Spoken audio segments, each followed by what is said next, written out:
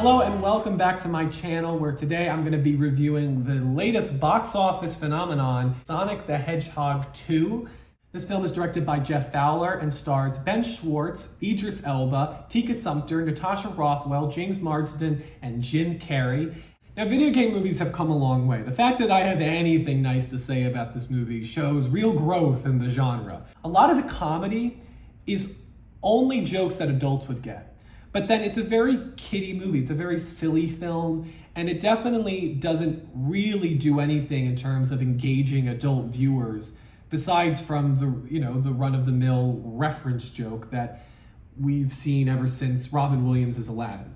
But, Aladdin was more consistent. Here, again, it's like some parts are going to work for kids, some parts are going to work for adults, and I don't see that much crossover. There's a great scene at a Hawaiian wedding where Natasha Rothwell, who's the MVP of this movie, who made a big name for herself on The White Lotus, she's great here.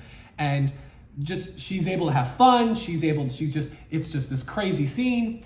And sure, kids can enjoy that, but I think for adults, that's where the real enjoyment's gonna come out of. And then we spend a lot of time with Tails and Sonic, and they do a dance off to Uptown Funk, and kids will get that. So it feels like the movie's trying to have their cake and eat it too. They're trying to appease everybody.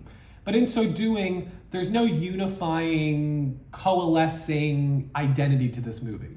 It's just different things to different people throughout the movie, and it's hoping that you were mildly entertained throughout, that you'll have a good time. And for many people, they are having a good time. It suffers from fourth act syndrome. You get to a point where, okay, this is here we go, the final third act, big action showcase.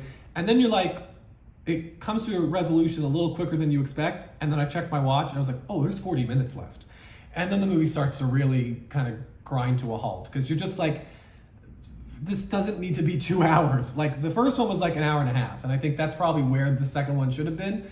But I mean, for Sonic fans, I guess there's a lot of lore, and this movie does cover it. And I was just shocked going this weekend to see how many Sonic fans there are. Like, I guess I've been living under a rock in terms of the cultural awareness of the Sonic mythos, which, to the movie's credit, it definitely did something. My crowd was totally into it. There's a mid-credit scene that got the whole crowd applauding like crazy. I mean, it felt like, as somebody who's a huge Marvel fan, I guess this is what it's like if anybody goes to see a Marvel movie and has never seen a Marvel movie, and you're like, wow, I guess this is a popular thing. Some of the action scenes are slickly done, and the comedy at points is very funny. I think Jim Carrey is doing his Jim Carrey-ness.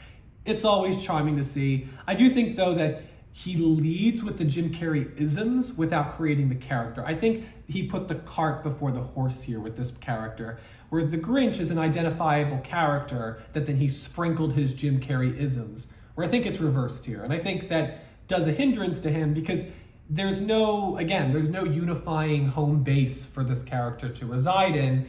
And so he just seems like a cartoon character. This whole movie kind of feels like a live action cartoon or a Cartoon Network original movie in a way.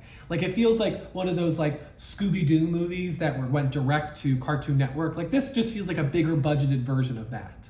Now, the characters are fun. I think Idris Elba, though, I never saw Knuckles. I only saw Idris Elba is Knuckles.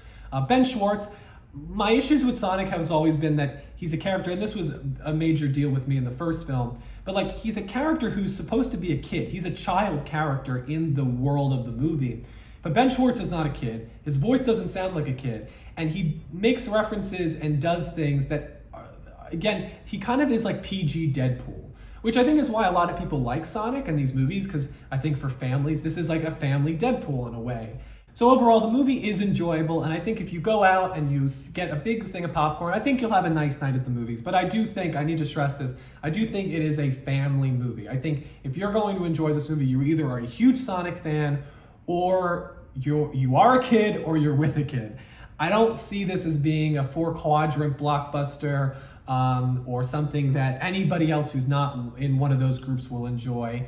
But still, I understand that for a lot of people, this is a huge deal for them, and they really did enjoy it. There was a kid next to me that was just losing their mind during the movie. So the movie's doing something right, even if it didn't entirely work for me. So that's my review of Sonic the Hedgehog 2. Let me know if you saw it and what you thought in the comments below. Please like, comment, and subscribe to not miss any new videos from Spoilers Ahead with Anthony Post. Thank you all so much, and I'll see you at the movies.